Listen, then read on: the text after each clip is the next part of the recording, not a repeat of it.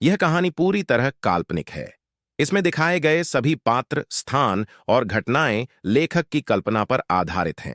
किसी जीवित या मृत व्यक्ति, संस्था, धर्म या समुदाय से इसका कोई संबंध मात्र संयोग हो सकता है। इस वीडियो का उद्देश्य केवल मनोरंजन है। कृपया इसे वास्तविकता न समझें।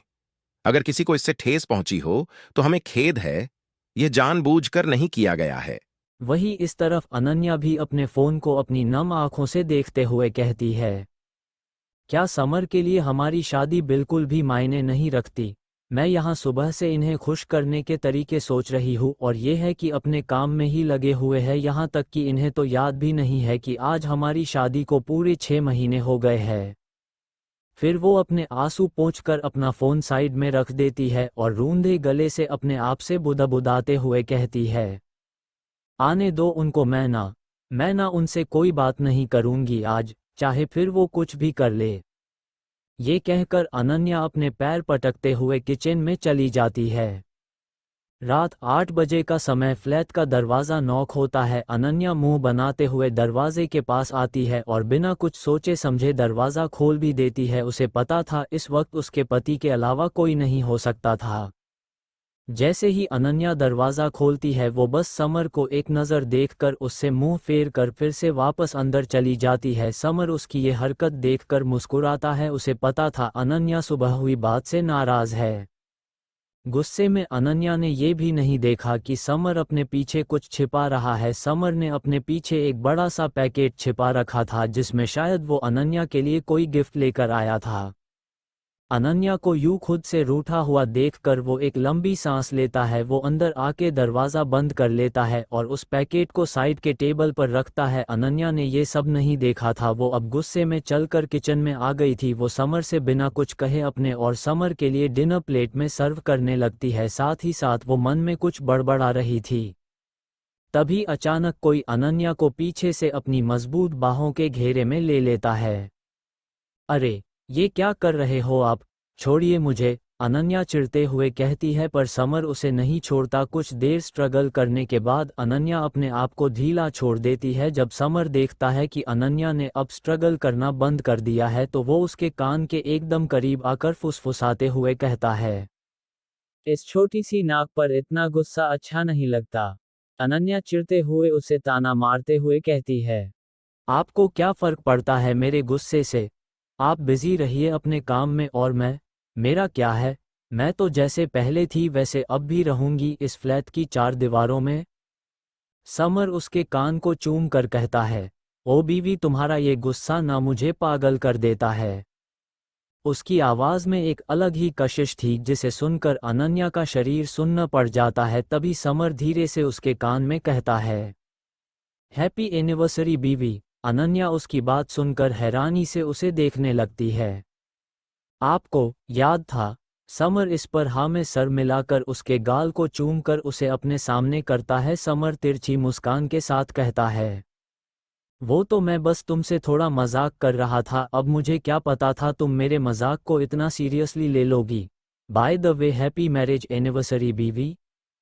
ये कहकर समर उसका माथा चूम लेता है। अनन्या मुंह बनाते हुए कहती है, अरे तो पहले बताना चाहिए था ना। आपसे गुस्सा होकर मैं तो आज रात के लिए ठीक से तैयार भी नहीं हुई।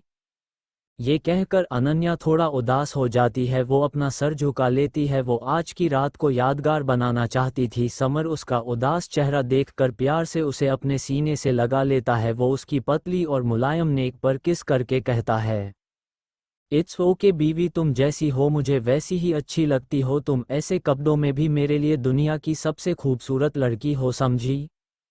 पर समर देखता है उसके ये सब कहने के बावजूद भी अनन्या अब भी उदास ही है, तो उसने उसका छोटा सा चेहरा उसके सीने में छिपा रखा है। तो समर उसका मन बहलाने के लिए उसे छेड़ते हुए कहता है, नो प्रॉब्लम बीवी, अगर तुम कपड़े नहीं भी पहनती तो भी मुझे कोई प्रॉब्लम नहीं होती। It would be still okay. Ananya ने जैसे ही उसकी ये बात सुनी, उसका पूरा चेहरा शर्म से लाल पड़ जाता है। वो उसके सीने में ही अपना सर छिपाए नकली गुस्सा दिखाते हुए कहती है, समर, आप ना बहुत बेशर्म हो गए हो, आप ना पहले ही ठीक थे।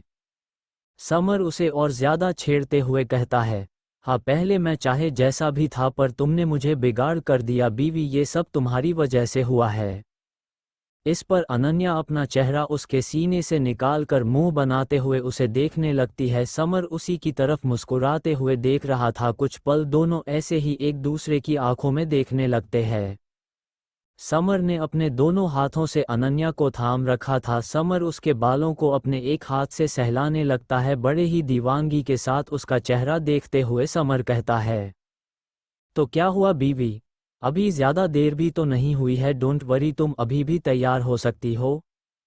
इस पर अनन्या उसे नासमझी में देखने लगती है तो समर उसका हाथ पकड़कर उसे आप साथ बाहर हॉल में ले आता है। समर वहां रखा एक बड़ा सा पैकेट अनन्या की तरफ बढ़ाते हुए कहता है, ये लो बीवी, इसे पहन लो, मेरी तरफ से तुम्हारे लिए ये एनिवर्सरी गिफ्ट। अनन्या उस पैकेट को अपनी हल्की भीग आंखों से देखने लगती है। आज पहली बार समर उसके लिए कुछ लाया था।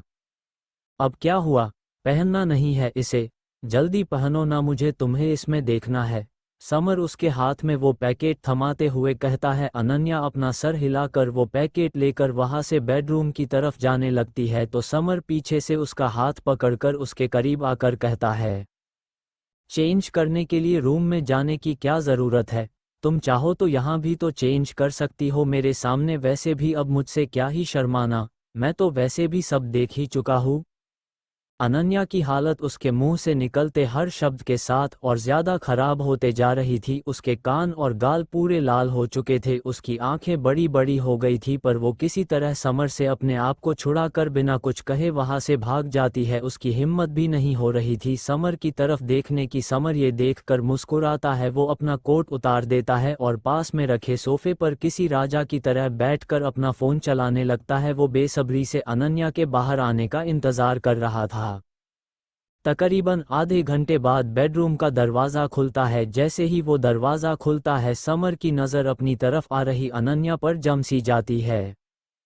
समर अनन्या के लिए रेड कलर की साड़ी लाया था जो अनन्या के गोरे रंग पर जच रही थी। लाल साड़ी, हाथों में हरी चूड़ियों, मांग में सिंदूर, गले में मंगलसूत्र। समर तो बस अपनी सांसें थाम कर उसे उस साड़ी में ऊपर से नीचे तक दीवानगी से देखे जा रहा था। आज पहली बार उसने अनन्या को साड़ी में देखा था। उस साड़ी ने उसकी खूबसूरती में चार चांद लगा दिए थे। ऊपर से उसकी वो पतली कमर जो बाहर झांक रही थी, चांद के टुकड़े जैसी लग रही थी। समर का दिल उसे ऐसे देखकर जोरों से धड़क रहा था।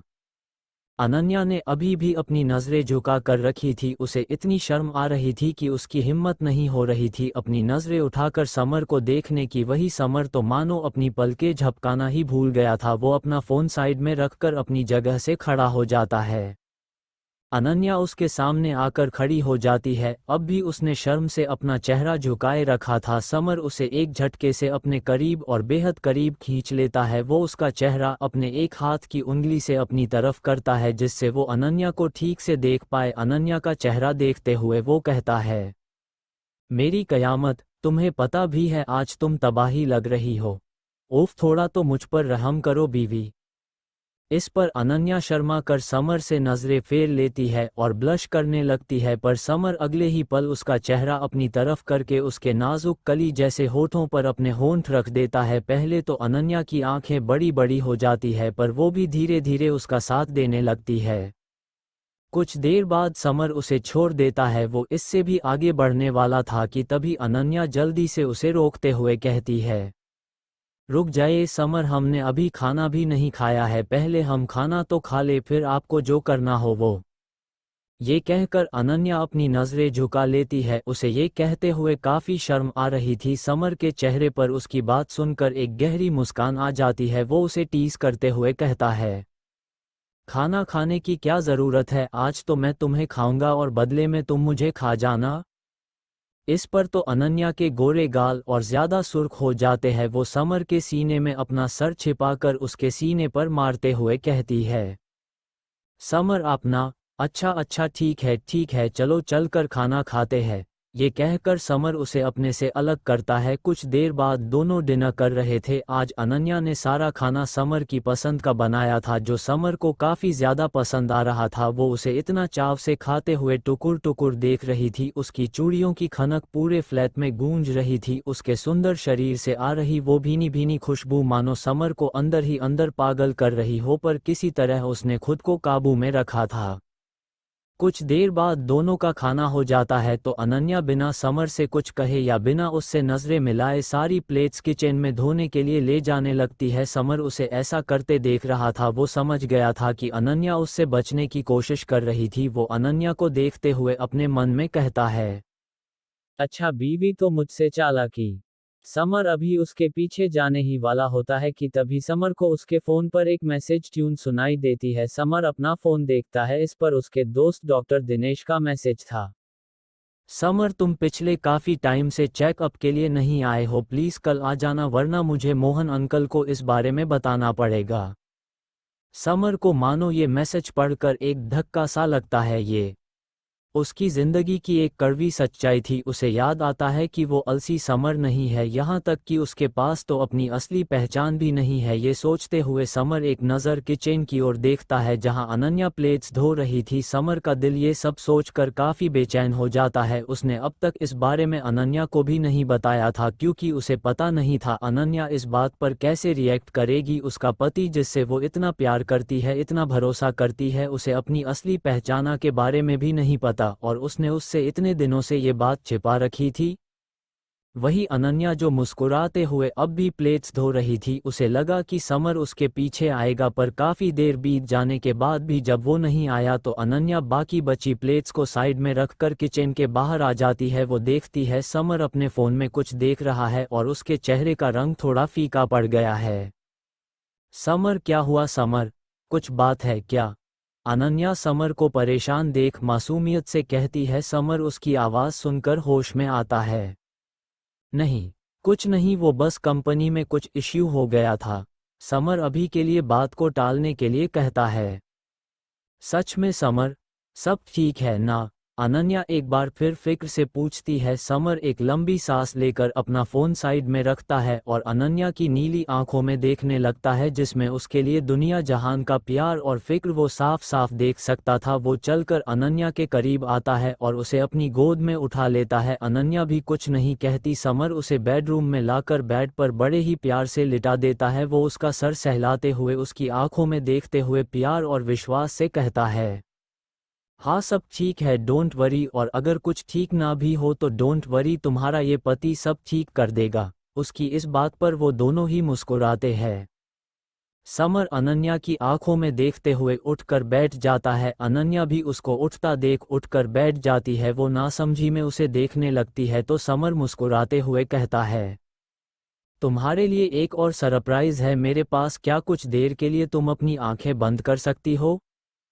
इस पर अनन्या भी बिना ज्यादा सोचे आंखें बंद कर लेती है। समर उसकी आंखें बंद देख अपनी पेंट की जेब से एक पायल बाहर निकाल लेता है और अपने हाथों से उसके पैरों में पहनाने लगता है। अनन्या भी जब ये महसूस करती है तो उसकी आंखें एक पल में ही खुल जाती है। समर, ये शुश। समर उसे इशारे से चुप रहने का इशारा करता है। कुछ देर बाद समर की पहनाई हुई पायल अनन्या के पैरों में थी। अनन्या उसे देखने लगती है। उसके पैरों में वो काफी सुंदर लग रही थी। समर उसके दोनों हाथ अपने हाथों में थाम कर कहता है, अनन्या ये मैंने आज नहीं खरीदी, ये मैंने बहुत पहले ही ले रखी, पर जिस दिन मैं तुम्हें ये देने वाला था उसी दिन वो लोग तुम तक पहुंच गए थे और इन सब में मैं ये तुम्हें दे नहीं पाया था। अनन्या उसकी ये बात सुनकर उस पायल को देखकर मुस्कुराती है। वो पायल शायद उतनी महंगी भी नहीं थी और शायद अनन्या ने इससे भी महंगी महंगी पायल तो शादी से पहले काफ़ी बार पहनी होगी, पर ये पायल उसके लिए अब उन सबसे खास थी। ये उसका पति जो उसके लिए लेकर आया था। समर उसका खूबसूरत चेहरा देखते हुए उसके दोनों हाथ अपने हाथ में थाम कर आगे कहता है, अनन्या, तुम मेरी जिंदगी का वो हिस्सा बन चुकी हो जिसके बिना मैं जीने के बारे में सोच भी नहीं सकता। तुम्हारी हर मुस्कान मेरे हर दर्द, मेरी हर तकलीफ और मेरी हर थकान को मिटा देती है। अनन्या हैरानी से उसकी बात सुनने लगती है, उसका दिल जोरों से धड़कने लगता है। वो अपनी आंखें बड़ी बड़ी किए समर को देखने लगती है। समर थोड़ा रुक कर आगे कहता है, मैं जानता हूं कि हम दोनों जब से यहाँ पुणे आए हैं मैंने तुम्हें हमेशा ही वो खुशियाँ नहीं दी जिनकी तुम हकदार हो, लेकिन अनन्या, मैं वादा करता हूं कि अब से तुम्हारी हर खुशी मेरी जिंदगी का मकसद होगी। तुमसे पहले मेरी जिंदगी सिर्फ एक लड़ाई थी, खुद से, अपनी किस्मत से, लेकिन तुम्हारे आने के बाद मैंने जीना सीखा है। तुम सिर्फ मेरी पत्नी नहीं हो, तुम मेरी ताकत हो, मेरा सहारा हो और मेरी दुनिया हो। मैं तुमसे वादा करता हूँ, चाहे कुछ भी हो जाए, मैं मरते दम तक तुम्हारे साथ रहूंगा और ना तो तुम्हें कभी अपने से दूर जाने दूंगा। मैं तुम्हारा हाथ थामे हर मुश्किल का सामना करूंगा। समर एक लंबी सांस लेकर कहता है, अनन्या, मैंने कभी सोचा नहीं था मैं अपनी जिंदगी में किसी को ये जगह दे भी पाऊंगा या नहीं, पर तुमने मेरी सोच ही बदल कर रख दी। मेरा ये दिल अब धड़कना भूल सकता है पर तुम्हें नहीं अनन्या। और इस बात का एहसास मुझे उस वक्त हुआ जब वो लोग तुम्हें मुझसे दूर ले गए थे। उस वक्त मुझे इस बात का अंदाज़ा हुआ कि मैं तुम्हारे बिना कितना अधूरा हूँ। मुझे बस यही कहना है कि I love you Ananya, I love you so so much. Ananya को तो मानो अपने कानों पर विश्वास ही नहीं हो रहा था। यही बात तो वो समर के मुंह से सुनने के लिए इतने दिनों से तरस रही थी। सच, अनन्या नम आंखों से समर को देखते हुए भारी गले से कहती है। समर अनन्या के दोनों हाथ चूमकर मुस्कुराते हुए कहता है, हाँ सच। अगले ही पल अनन्या समर के सीने से लग जाती है। उसने कभी सोचा नहीं था समर खुद आगे बढ़कर उससे अपने प्यार का इजहार करेगा। वो इस वक्त काफ़ी इमोशनल हो जाती है। अनन्या लगभग रोते हुए कहती, पता भी है आपको, आपके मुंह से ये सब सुनने के लिए मेरे कान कितने तरस रहे थे। क्यों इतना इंतज़ार करवाया मुझे? इस पर समर उसकी पीठ सहलाते हुए कहता है, आई एम सो सॉरी जान, मैं जानता हूँ जाने अनजाने में तुम्हें बहुत हर्ट किया है मैंने, पर मैं उन सब के लिए दिल से माफ़ी मांगता हूँ। मैं अपनी आखिरी सांस तक सिर्फ तुम्हारी खुशियों के लिए जीऊँगा।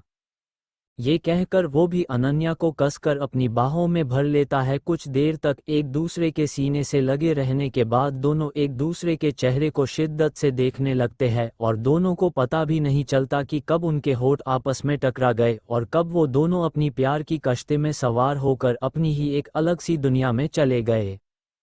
ऐसे ही एक महीना और बीत जाता है। इस एक महीने में समर और अनन्या दोनों ने एक दूसरे को टूट कर प्यार किया था। दोनों एक दूसरे के अपनी खुद की रूह से भी ज्यादा करीब आ गए थे। पर जैसे जैसे समय बीत रहा था अनन्या के स्वभाव में बदलाव आने लगा था। इन दिनों वो थोड़ी थोड़ी चिड़चिड़ी होती जा रही थी। वो पिछले कुछ दिनों से समर से भी ठीक से बात नहीं करती। वो उससे भी काफ़ी रूड बिहेव करने लगी थी। कभी कभी वो उससे बिना बात के नाराज़ होकर बैठ जाती। समर को समझ नहीं आ रहा था आखिर हंसती खेलती अनन्या को जो उससे इतना प्यार करती थी उसे आखिर हो क्या गया है। लेकिन ज़्यादा काम में बिजी रहने की वजह से वो भी इस पर ध्यान नहीं दे पाता। एक महीने बाद रात का वक्त, sunshine apartment. Summer Ananya dinner कर रहे थे। समर जैसे ही खाने का पहला निवाला मुंह में डालता है वो अनन्या को हैरानी से देखने लगता है। खाने में नमक लगभग ना के बराबर था। वहीं दूसरी तरफ अनन्या चुपचाप अपनी नजरें झुकाए अपना खाना खा रही थी। उसकी शक्ल देखकर साफ साफ लग रहा था उसे खाने के टेस्ट का पता भी नहीं चल रहा है और वो बस अपना पेट भरने के लिए खा रही है। वो शक्ल से ही कुछ बीमार लग रही थी। समर उसे देखते हुए अपने मन में कहता है, इसे आखिर हुआ क्या है? इसका मन अब घर के कामों में नहीं लगता क्या? पहले तो ये कितना अच्छा खाना बनाती थी, तो अब क्या हुआ? समर उससे कुछ कहना चाहता था पर उसे याद था कि 3-4 दिन पहले भी ऐसा ही हुआ था। अनन्या ने खाने में नमक कम डाला था और उसने शिकायत की थी तो अनन्या उस पर बरस पड़ी थी और ना जाने उसे क्या क्या सुना दिया था। समर उस दिन अनन्या का वो रूप देखकर हैरान था पर उसने खुशी खुशी उसका गुस्सा सह लिया था। आज भी समर कुछ कहना चाहता था पर वो कुछ सोचकर चुप ही रहता है और चुपचाप अपना खाना खाने लगता है। वैसे भी वो एक वक्त पर एक रॉ एजेंट भी रह चुका था। पिछले 7 सालों में कई अंडरकवर मिशंस अंजाम देते वक्त उसने इससे भी बुरा खाना खाकर अपना पेट भरा था। ये बिना नमक का खाना तो उसके सामने किसी 5 स्टार होटल के खाने जैसा था। समर कुछ नहीं कहता और चुपचाप खाने लगता है। कुछ ही देर में दोनों का खाना हो जाता है। अनन्या किचन में जाकर प्लेट्स धोने लगती है और समर हॉल में रखे सोफे पर बैठकर अपने फ़ोन में कोई आर्टिकल पढ़ रहा था। कुछ देर बाद ना जाने अनन्या के मन में क्या आता है, वो बाकी बची प्लेट्स साइड में रखकर पैर पटकते हुए बाहर हॉल में आती है और पिछले कुछ दिनों के अपने स्वभाव के अनुसार समर के सामने खड़ी होकर चिढ़ते हुए कहती है, समर, वो मुझे आइसक्रीम खाना है। समर उसकी बात सुनकर उसे देखने लगता है। वो अपने फ़ोन में टाइम देखता है तो इस वक्त रात के 10:30 बजे थे। वो अनन्या को अजीब नज़रों से देखते हुए कहता है, वॉट, तुम्हें आइसक्रीम खाना है? और वो भी इस वक्त? अनन्या, अगर इस वक्त खाओगी तो तुम्हें ज़ुकाम हो जाएगा। पर अनन्या के कानों पर उसकी बात सुनकर जू तक नहीं रेंगती। वो अपने पैर पटक कर चिढ़ते हुए कहती है, समर, मैंने बोल दिया ना खाना है तो खाना है, बस आप अभी मुझे किसी अच्छे आइसक्रीम पार्लर लेके, मुझे कुछ नहीं सुनना। पर समर को भी पता था इन दिनों सर्दियों का मौसम है और इस वक्त आइसक्रीम खाना अनन्या के लिए बिल्कुल भी ठीक नहीं है। वो भी स्ट्रिक्ट टोन में कहता है, अनन्या, क्यों बच्चों की तरह जिद कर रही हो? उसका बस इतना ही कहना था कि अनन्या की आंखों में आंसू आ जाते हैं। वो अपने रूंधे गले से कहती है, समझ गई, मैं सब समझ गई। आप ना अपनी बीवी से ज़रा भी प्यार नहीं करते, बस दिखावा करते हो, दिखावा। समर उसकी बात सुनकर उसे देखने लगता है। उसकी इस बात पर उसे गुस्सा तो बहुत आ रहा है, पर किसी तरह अनन्या के खातिर उसने अपना गुस्सा रोक रखा था। वो उसके प्यार पर आखिर कैसे सवाल उठा सकती थी। समर एक गहरी सांस लेकर अपना फ़ोन जेब में रख लेता है और अनन्या का हाथ खींचकर उसे अपनी गोद में बिठा लेता है। इस पर अनन्या थोड़ा हैरान हो जाती है, अरे ये क्या कर रहे हो आप? समर, छोड़िए मुझे। अनन्या उससे छूटने की कोशिश करती है पर समर ने उसे छोड़ने के लिए नहीं पकड़ा था और वैसे भी उसमें कहा इतनी ताकत थी कि वो समर से उसकी मर्जी के बिना छूट जाए। आखिरकार थक हार कर अनन्या शांत हो जाती है और अपने आप को उसकी बाहों में ढीला छोड़ देती है। समर उसे शांत देख मुस्कुराते हुए अपनी एक उंगली से उसके बालों की लट उसके एक कान के पीछे करता है और उसके एक गाल पर प्यार से चूम लेता है। अनन्या कुछ नहीं कहती, वो उसको उसकी मर्जी चलाने देती है। समर उसके कान के करीब आकर काफी गहरी और प्यार से भरी आवाज में कहता है, अच्छा, और तुमसे किसने कहा कि मैं अपनी बीवी से प्यार नहीं करता? मैं अपनी इस छोटी सी बीवी बहुत बहुत प्यार करता हूँ, समझी? आज के बाद ये शब्द फिर कभी तुम्हारी जुबान पर नहीं आने चाहिए, समझी? पर अनन्या अब भी कुछ नहीं कहती। वो अब भी मुंह गुब्बारे की तरह फुलाए उसकी गोद में किसी छोटी बच्ची की तरह बैठी हुई थी। समर उसे यूं गुस्से में देख उसका चेहरा अपनी तरफ करते हुए कहता है, अच्छा ठीक है, मैं तुम्हें ले चलता हूं, पर लिमिट में खाना, समझी? इस पर अनन्या खुश होते हुए कहती है, सच? समर जवाब में बस हाँ में अपनी पलकें झपका देता है। कुछ देर बाद समर अनन्या को अपनी गाड़ी में पास के ही एक आइसक्रीम पार्लर में ले आया था। समर ने गाड़ी पार्लर से कुछ दूरी पर पार्क की थी और अनन्या को गाड़ी के अंदर ही बैठे रहने के लिए कहा था। वो इस वक्त आइसक्रीम लेने गया था और अनन्या गाड़ी में बैठी बेसब्री से उसका इंतज़ार कर रही थी। और अनन्या को ज़्यादा देर इंतज़ार करना भी नहीं पड़ता। कुछ ही देर में समर उसकी फेवरेट बटर स्कॉच आइसक्रीम ले भी आता है। वो आके गाड़ी की ड्राइविंग सीट पर बैठ जाता है और पास में बैठी अनन्या को वो आइसक्रीम का कप थमा देता है। अनन्या के हाथों में जैसे ही वो आइसक्रीम आती है वो उस पर ऐसे झपटी है जैसे कोई शेर अपने शिकार पर। समर उसे ध्यान से देख रहा था। वो किसी 5 साल की छोटी बच्ची की तरह आइसक्रीम खा रही थी। उसे इसका कारण समझ नहीं आ रहा था। आज से पहले तो अनन्या कभी ऐसा बिहेव नहीं करती थी। ऐसा नहीं था कि समर को उसके इस बिहेवियर से कुछ प्रॉब्लम थी। वो उससे इतना प्यार करता था कि वो तो जिंदगी भर उसके साथ रहकर उसका ये प्यारा सा गुस्सा और फूला हुआ चेहरा देखने के लिए तैयार था। पर अनन्या को उसकी जिंदगी में आए अब 1 साल से ज्यादा समय हो गया था और इस 1 साल में वो अनन्या को इतना तो समझ गया था कि अनन्या ऐसी लड़की तो नहीं है जो किसी को ऐसे बेवजह परेशान करे और किसी पर ऐसे ही बेमतलब का गुस्सा करे। जरूर उसके साथ कुछ तो प्रॉब्लम थी। समर अनन्या के होठों पर लगी उस आइसक्रीम को अपनी एक उंगली से साफ करता है। अनन्या के आइसक्रीम खाने तक उसने मन ही मन उसने कुछ डिसाइड कर लिया था। अगले दिन सुबह का वक्त समर ऑफिस के फॉर्मल सूट में तैयार था। वो आईने के सामने तैयार हो रहा था। अपने बाल सेट करने के बाद वो पीछे मुड़कर बेड की तरफ देखता है जहां अनन्या घोड़े बेचकर सो रही थी, जिसे देखकर समर सोच में पड़ जाता है क्योंकि काफ़ी देर हो गई थी पर अनन्या थी कि उठने का नाम ही नहीं ले रही थी। वो आजकल देर से ही उठती थी। पिछले कुछ दिन तो समर को बिना ब्रेकफास्ट किए ही ऑफिस जाना पड़ता था। समर अनन्या को यूं सोता देख अपनी जेब से फ़ोन निकालकर किसी को कोई मैसेज करता है। सामने से जल्दी से ओके रिप्लाई भी आ जाता है तो समर एक चैन की सांस लेता है। कुछ और देर बीत जाती है पर अनन्या अब भी उठने का नाम नहीं लेती तो समर आखिरकार एक गहरी सांस लेकर उसके पास जाकर प्यार से उसके सर पर हाथ फेरते हुए कहता है, अनन्या अनन्या चलो उठ जाओ, देखो सुबह हो गई है, गेट अप जान, हमें कहीं जाना है। उसकी आवाज़ सुनकर अनन्या नींद भरी आवाज़ में कहती है, सोने दो ना समर, मुझे अभी और सोना है।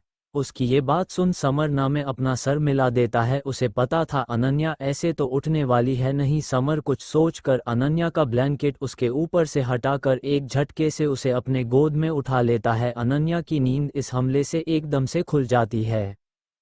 अरे ये क्या कर रहे हो आप, ये कौन सा तरीका है किसी को जगाने का?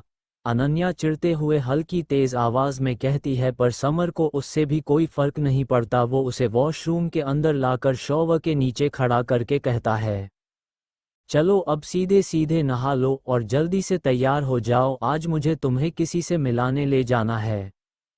अनन्या जो कि अभी अपनी नींद से जागी थी वो हैरानी से कहती है, मिलवाने ले जा रहे हैं, किससे? आप किसकी बात कर रहे हो समर? और ये क्या, आपने ऑफिस के कपड़े पहने हैं पर आप ऑफिस नहीं जा रहे? नहीं, मैं कहीं नहीं जा रहा। आज जब तक मैं तुम्हें उस खास इंसान से मिलवा ना दूं मैं कहीं नहीं जाऊंगा, इसीलिए कह रहा हूं जल्दी से नहाकर तैयार हो जाओ। समर एक डेविल स्मैक के साथ ये कहकर वॉशरूम से चला जाता है। अनन्या उसे फटी हुई आंखों से जाते हुए देख रही थी। वो अपने आप से कहती है, ये आखिर मुझे किस खास इंसान से मिलाने की बात कर रहे थे? धीरे धीरे अनन्या को उसकी पिछले कुछ दिनों में की गई हरकतें याद आ जाती है। कैसे वो समर से रूडली बात करती, उस पर गुस्सा करती, उससे अजीब अजीब डिमांड्स करती। ये सब याद करके अनन्या अपने दोनों हाथ अपने सर पर रख लेती है। ओह नो, ना जाने मुझे क्या हो गया है, मैं ऐसे बिहेव क्यों कर रही हूँ, और कहीं ऐसा तो नहीं कि मेरे इस बिहेवियर से तंग आकर समर मेरे लिए कोई सौतन तो नहीं ढूंढ लाए। ये ख्याल दिमाग में आते ही अनन्या का दिल जोरों से धड़कने लगता है। अनन्या ना में सर मिलाते हुए बुदबुदाते हुए कहती है, नहीं नहीं नहीं, ऐसा नहीं हो सकता, वो मेरे साथ ऐसा तो नहीं कर सकते, मैं ना कुछ भी सोचती हूँ। फिर कुछ देर सोचने के बाद वो अपना थूक निगलते हुए कहती है, पर अगर हो गया होगा तो कहीं इन्हें कोई और तो पसंद नहीं आ गई? फिर वो अपने दांत पीसते हुए कहती है, अगर ऐसा हो गया ना तो कसम से मैं उस चुड़ैल का मुंह नोच लूंगी जो मेरे पति को मुझसे छीनने के बारे में सोच रही है, और देखना मैं इन्हें भी नहीं छोड़ूंगी। इनकी हिम्मत कैसे हुई मेरे अलावा किसी और के बारे में सोचने की भी? तभी उसके कानों में बाहर खड़े समर की आवाज़ सुनाई पड़ती है, देखना अगर तुमने अब नहाना शुरू नहीं किया ना तो मैं खुद अंदर आकर तुम्हें अपने हाथों से नहलाऊंगा, समझी? अनन्या उसकी बात सुनकर तुरंत ही हरकत में आती है और शॉवर ऑन करके नहाने लगती है। कुछ देर बाद अनन्या तैयार होकर बाहर आती है। देखती है समर बाहर सोफे पर किसी राजा की तरह बैठकर बिना किसी भाव के न्यूज़पेपर पढ़ रहा है। उसे यूं इतना स्टाइल और एटीट्यूड के साथ बैठा देख अनन्या के मन में एक ख्याल आता है। वो उसे देखते हुए मन में कहती है, अगर ये सिक्योरिटी ऑफिसर ना होते और कोई बड़े और अमीर आदमी तो ज़रूर कोई बड़े बिजनेस टाइकून होते। आखिर इतना एटीट्यूड तो उन जैसे लोगों में ही होता है, पापा भी तो ऐसे ही बैठे कर न्यूज़पेपर पढ़ा करते थे। ये कहकर वो अपने इस ख्याल पर खुद ही मुस्कुरा देती है। समर उसे आया देख अपनी जगह से उठ जाता है। वो उसे एक नज़र देखकर बाहर जाते हुए कहता है, हम अब चलो। कुछ देर बाद अनन्या समर गाड़ी में होते हैं। समर ड्राइव कर रहा था और अनन्या चोर नज़रों से बार बार उसके चेहरे के भाव देख रही थी। ये आखिर मुझे कहाँ ले जा रहे हैं, किससे मिलाने ले जा रहे हैं? अनन्या उस रास्ते को देखते हुए कहती है जहां से उनकी गाड़ी गुजर रही थी। उसने ये रास्ता पहले कभी नहीं देखा था। तकरीबन 1 घंटे बाद उनकी गाड़ी एक हॉस्पिटल के बाहर आके रुक जाती है। अनन्या हॉस्पिटल पर लगे बोर्ड को देखती है, उस पे बड़े बड़े अक्षरों में लिखा हुआ था Batra life care hospital Pune. Ananya ने जब देखा कि समर उसे हॉस्पिटल ले आया है तो वो अपने थूक निगलते हुए कहती है, कहीं इनका चक्कर किसी लेडी डॉक्टर के साथ तो नहीं चल रहा है। ये ख्याल आते ही अनन्या की पलकें भीग जाती है। समर का ध्यान अभी इस तरफ नहीं था। वो अपनी सीट बेल्ट उतारकर अनन्या की तरफ बिना देखे कहता है, हाँ चलो उतर जाओ, हम आ गए। ये कहकर समर गाड़ी से उतरने ही वाला होता है कि तभी उसकी नज़र अनन्या पर पड़ती है, जो अपनी आंखों में आंसू लिए उसे ही देख रही थी। समर के कदम रुक जाते हैं। समर जल्दी से उसके चेहरे को अपने हाथों में थाम कर फिक्र से कहता है, बीवी क्या हुआ, तुम अचानक ऐसे रोने क्यों लग गई, कुछ हुआ है क्या? अनन्या जल्दी से उसके सीने से लगकर जोर जोर से सुबकते हुए कहती है, समर समर प्लीज ऐसा मत कीजिए। मैं आपसे अगली बार कभी भी झगड़ा नहीं करूंगी। मैं आपसे आइसक्रीम भी नहीं मांगूंगी, पर प्लीज ऐसा मत कीजिए। पर क्या मत करूं? तुम क्या कह रही हो बीवी, मुझे कुछ समझ में नहीं आ रहा है। समर नासमझी में उसका सर सहलाते हुए कहता है। अनन्या उसके सीने से लगी ही रोते रोते कहती है, आप उस चुड़ैल से कहिए ना कि आप सिर्फ मेरे हो और हमेशा मेरे ही रहोगे, और वो अपने लिए किसी और को ढूंढ ले। समर को अभी भी उसकी बात समझ नहीं आ रही थी। किस चुड़ैल की बात कर रही हो तुम क्या कह रही हो, मेरी कुछ समझ में नहीं आ रहा है। अनन्या इस बार उससे अलग होते हुए उसकी आंखों में अपनी नम आंखों से देखते हुए कहती है, अरे उसी चुड़ैल से जिससे आप मुझे यहाँ मिलवाने लाए हो। मैं आपको परेशान करती हूँ इसलिए आपने अपने लिए कोई और ढूंढ ली ना। देखना मैं आपको कभी उसके पास जाने नहीं दूंगी। ये कहकर अनन्या उसके सीने से लगकर फिर से सुबक सुबक कर रोने लगती है। अब जाकर समर को पूरी बात समझ में आई। वो अनन्या का सर सहलाते हुए अपने मन में कहता है, ओह तो इसे लग रहा था कि मैं इसके मूड स्विंग्स से परेशान होकर इसे छोड़कर किसी और से शादी करने वाला हूँ। ये समझ में आते ही समर अपने एक हाथ से अपना माथा पीट लेता है। वो अनन्या को कुछ देर रोने ही देता है। उसे पता था ये लड़की अब शांत बैठने वाली नहीं है। समर को उसकी इस हरकत पर बहुत प्यार भी आ रहा था और थोड़ा गुस्सा भी आ रहा था। ये लड़की हर वक्त उसके प्यार का इम्तिहान क्यों लेती थी? वो मन में यही सोच रहा था कि आखिर उसे दुनिया की सब लड़कियों को छोड़कर क्या इसी पागल लड़की से प्यार करना था। पर अब बहुत देर हो गई थी। ये लड़की उसके दिल और दिमाग में बस गई थी और वो इस लड़की के बिना जीने का सोच भी नहीं सकता था। ये सब सोचते हुए समर प्यार से उसकी पीठ सहला रहा था। कुछ देर बाद अनन्या का रोना बंद हो जाता है, पर वो अभी भी थोड़ा थोड़ा सिसक रही थी। समर धीरे से उसे अपने से अलग करता है और उसके माथे से अपना माथा जोड़ लेता है, जिससे अनन्या की आंखें अपने आप बंद हो गई थी। कुछ सोचकर समर के चेहरे पर एक छोटी सी मुस्कान आ जाती है। वो कहता है, हम तो तुम चाहती हो कि मैं तुम्हें कभी छोड़कर ना जाऊं और हमेशा तुम्हें ही प्यार करूं। अनन्या उसकी बात सुनकर अपनी आंखें खोल देती है, पर जल्द ही वो अपनी नजरें झुका भी लेती है। वो बस अपने छोटे से सर को हाँ में हिला देती है। ओके, तो मैं जैसा कहता हूँ वैसे करती जाओ तो ही मैं तुम्हारी बात मानूंगा, बोलो करोगी? इस पर अनन्या कुछ सोचकर किसी छोटी बच्ची की तरह हाँ में अपना सर मिला देती है। समर उसको हामी भरता देख मुस्करा देता है। हम ये हुई ना गुड गर्ल वाली बात। ये कहकर समर अनन्या को छोड़कर गाड़ी से उतर जाता है और गाड़ी की दूसरी तरफ आकर अनन्या की तरफ का दरवाज़ा भी खोल देता है। अनन्या नासमझी में उसे ही देख रही थी। समर मुस्कुराते हुए उसका एक हाथ पकड़कर उसे कार से बाहर निकालता है। अनन्या भी इस बार कुछ नहीं कहती। वो उसका हाथ पकड़कर ही उसे हॉस्पिटल के अंदर ले जाता है। कुछ देर बाद समर अनन्या को वहाँ हॉस्पिटल कॉरिडोर में रखी एक बेंच पर लाकर बिठा देता है।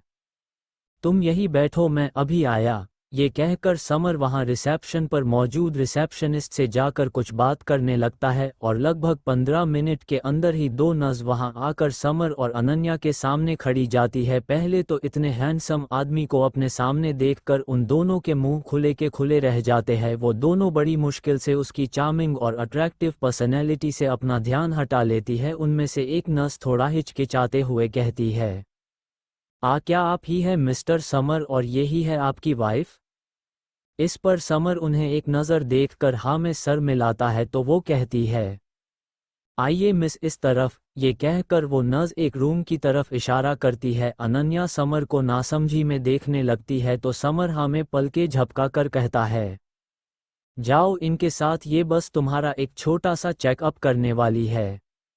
अनन्या कुछ देर कुछ सोचने के बाद वहां से धीरे धीरे उठकर उन दोनों के साथ चली जाती है। लगभग 1 घंटे बाद अनन्या उस रूम से बाहर आती है तो समर जल्दी से जाकर उसके दोनों कंधों को पकड़कर उसे ऊपर से नीचे तक देखते हुए फिक्र भरे अंदाज में कहता है, तुम ठीक हो ना? अनन्या बस हाँ में सर मिला देती है। तभी वो दो नर्स जो अनन्या को ले गई थी उनमें से एक उस रूम से बाहर आकर उन दोनों से कहती है, मिस्टर समर आप अपनी वाइफ को लेकर कुछ देर वेट कीजिए, रिपोर्ट्स आने के बाद डॉक्टर रोमी आपको बुला लेगी। ये कहकर वो नर्स वहां से चली जाती है। उस नर्स की बात सुनकर अनन्या नासमझी में समर को देखते हुए कहती है, समर उन्होंने मेरे कौन से टेस्ट्स किए और किन रिपोर्ट्स की बात कर रही थी वो?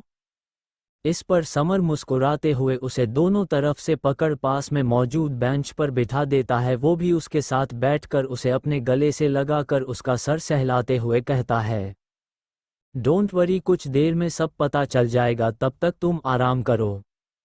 समर के उसके सर सहलाने और उसके सीने से आती खुशबू और गर्मी का एहसास पाकर अनन्या की आंख कब लग जाती है उसे पता भी नहीं चलता। कुछ ही देर में अनन्या की आंखें एक आवाज के साथ खुल जाती है, मिस्टर समर वो डॉक्टर रोमी आपको बुला रही है, आपकी वाइफ की रिपोर्ट्स आ चुकी है। एक नर्स आकर वहां बेंच पर बैठे समर अनन्या को देखते हुए कहती है और वहां से चली जाती है। कुछ देर बाद अनन्या और समर एक फीमेल डॉक्टर के सामने उसके केबिन में बैठे हुए थे। समर ने अब भी अनन्या का हाथ थाम रखा था और वो उसे आंखों ही आंखों में शांत रहने का इशारा कर रहा था। वो डॉक्टर दिखने में लगभग 40 से 45 साल की थी। वो इस वक्त अनन्या के टेस्ट रिपोर्ट्स पढ़ रही थी। समर तो अपनी सांसें थामकर बस डॉक्टर के कुछ बोलने का इंतजार कर रहा था। कुछ देर उन रिपोर्ट्स को पढ़ने के बाद वो डॉक्टर मुस्कुराते हुए समर अनन्या को देखते हुए कहती है, congratulations mister Samar, you'll be father soon. जी हाँ, आपकी वाइफ प्रेग्नेंट है, आप जल्द ही बाप बनने वाले हैं। And congratulations Mrs Samar to you also. Samar Ananya जैसे ही ये बात सुनते हैं दोनों कुछ देर के लिए ब्लैंक हो जाते हैं। दोनों को समझ नहीं आ रहा था कि वो कैसे रिएक्ट करे। दोनों के दिल की धड़कनें तेज थी और दोनों की आंखें बड़ी बड़ी हो जाती थी। अनन्या के लिए तो ये टोटली अनएक्सपेक्टेड था। समर एक बार फिर उस डॉक्टर की बात कंफर्म करते हुए कहता है, आर यू श्योर डॉक्टर? इस पर वो डॉक्टर भी बड़े ही आराम और कॉन्फिडेंस के साथ कहती है, हाँ मिस्टर समर, ये सच है, आप दोनों जल्द ही अपना बेबी एक्सपेक्ट कर सकते हैं।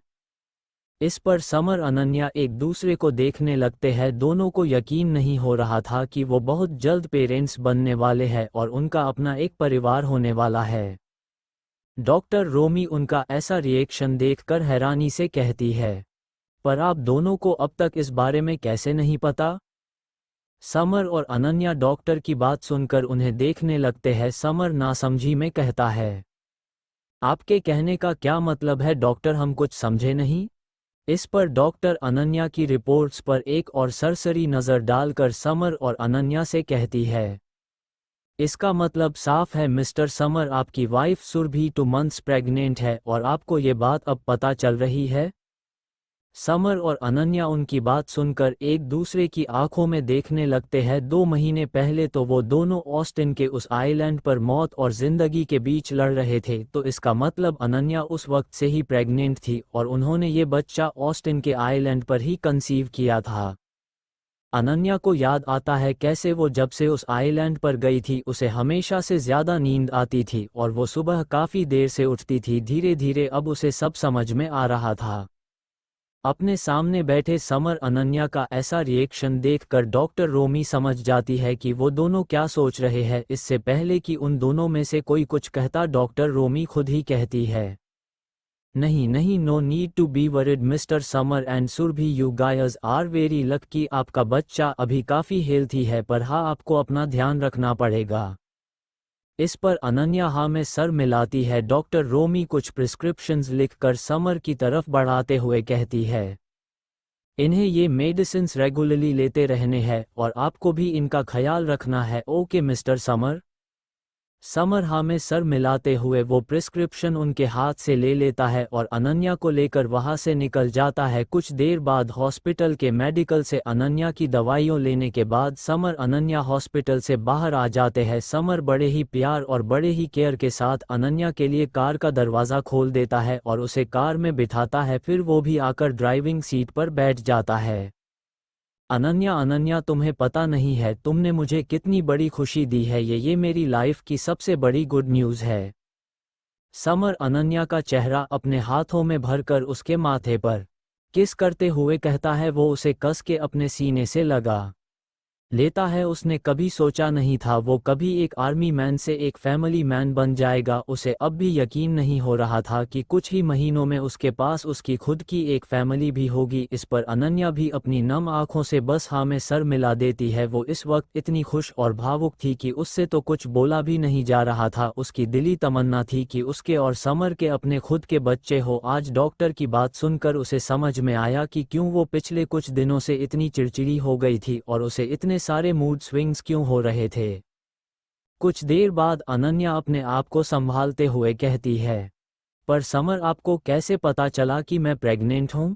इस पर समर एक हल्की मुस्कान के साथ कहता है, मैंने तुम्हारा वो अजीब बिहेवियर अच्छे से नोटिस किया था। फिर मैंने इंटरनेट पर जब इससे रिलेटेड आर्टिकल्स पढ़े तब मुझे पता चला कि अक्सर लड़कियां और औरतें प्रेगनेंसी के वक्त ऐसे बिहेव करते हैं। तो मैंने सोचा क्यों ना एक बार तुम्हारा चेकअप करवा कर देखूं, और देखो ना, मेरा शक सही निकला, तुम मम्मा बनने वाली हो और मैं पापा। अनन्या, ये कहकर समर एक बार फिर अनन्या को गले लगा लेता है। आज उसकी खुशी का कोई ठिकाना नहीं था। कुछ देर तक गले लगाने के बाद समर उसे छोड़ देता है। वो उसके दोनों बाजू पकड़कर प्यार और केयर से कहता है, अनन्या, आज से तुम्हें अपना और ज़्यादा ध्यान रखना है, हमारे लिए, हमारे बच्चे के लिए। देखो, मैं हर वक्त तुम्हारे साथ नहीं रहूँगा, पर तुम्हें स्ट्रांग बनकर रहना है, समझी? अनन्या इस पर बस हाँ में सर मिला देती है। समर उसे सीधा घर आ जाता है। आते वक्त वो उसे सीढ़ियों पर से तो ऐसे ला रहा था कि मानो वो अब अनन्या को छोड़ेगा और अनन्या गिर जाएगी। कुछ देर बाद समर अनन्या को अपने दोनों हाथों में थाम कर बेड पर बड़े ही प्यार से लिटा देता है। वो धीरे धीरे उसका सर सहलाते हुए कहता है, चलो बीवी, अब आराम करो, अब से तुम्हें बस आराम करना है।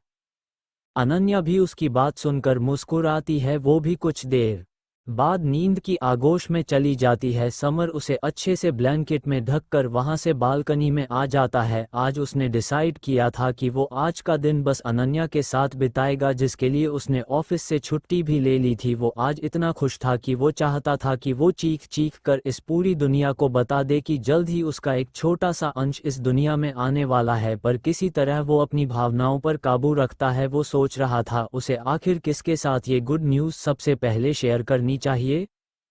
कुछ ही तो लोग थे जो उनके बारे में जानते थे। कुछ देर सोचने के बाद उसे शिशिर जी का ख्याल आता है। उसे याद था वो शिशिर जी ही थे जिन्होंने उसको और अनन्या को मिलाया था, वरना उसका और अनन्या का शायद ही कोई मेल था। कुछ सोचकर वो किशन को फ़ोन लगा देता है। किशन, जो कि शिशिर जी के केबिन में इस वक्त कोई फाइल पढ़ रहा था, उसका फ़ोन बजता है। जब वो फ़ोन पर फ्लैश हो रहा नंबर देखता है तो एक सेकंड के लिए पूरा हिल जाता है। वो फाइल जो उसके हाथ में थी वो गिरते गिरते बचती है। ये हर्ष जिंदल मुझे क्यों फ़ोन कर रहा है? ये मुझे तो कभी फ़ोन नहीं करता। एक मिनट, कहीं इसे सब याद तो नहीं आ गया? और साथ ही साथ ये भी तो पता नहीं चल गया कि मुझे और शिशिर सर को इसकी सच्चाई, फैमिली और पास्ट के बारे में सब पता था और हमने इससे ये बात छिपाई थी। अगर इसे पता चल गया ना तो पक्का ये मेरी भी वही हालत करेगा जो इसने ऑस्टिन का किया था। किशन अभी ये सब सोच ही रहा था कि तब तक फ़ोन कट हो जाता है। कट हो गया। किशन के इतना कहते ही फोन फिर से बजने लगता है। कुछ देर सोचने के बाद वो आखिरकार फोन उठा ही लेता है। सामने से समर यानी कि हर्ष जिंदल की दमदार आवाज उसके कानों में सुनाई देती है। वो सीधा अपनी बात पर आकर कहता है, हेलो किशन अंकल, क्या अनन्या के पापा आपके साथ है? इस पर किशन एक नकली हंसी के साथ कहता है, अरे नहीं समर, वो तो अभी किसी मीटिंग के लिए गए हैं, थोड़ी देर में आ जाएंगे। तुम्हें कुछ कहना था क्या? समर को समझ नहीं आ रहा था कि वो ये बात किशन से कहे या नहीं। समर को चुप देख किशन अपना फ़ोन चेक करता है, ये देखने के लिए कि फ़ोन कट तो नहीं हो गया, पर फ़ोन कट नहीं हुआ था। क्या हुआ समर? समर उसकी बात सुनकर होश में आता है। वो कुछ सोचकर कहता है, ठीक है, वो जब आएंगे तो उन्हें ये खुशखबरी देना कि अनन्या प्रेग्नेंट है और वो नाना बनने वाले हैं।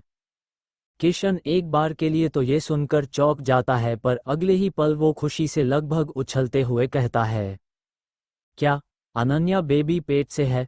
वो माँ बनने वाली है? हाँ, उन्हें बता देना, मुझे पता है वो यहाँ आएंगे नहीं और अनन्या को भी उन्होंने वहाँ आने से मना किया है, पर कम आस कम उन्हें ये जानने का हक तो ज़रूर है।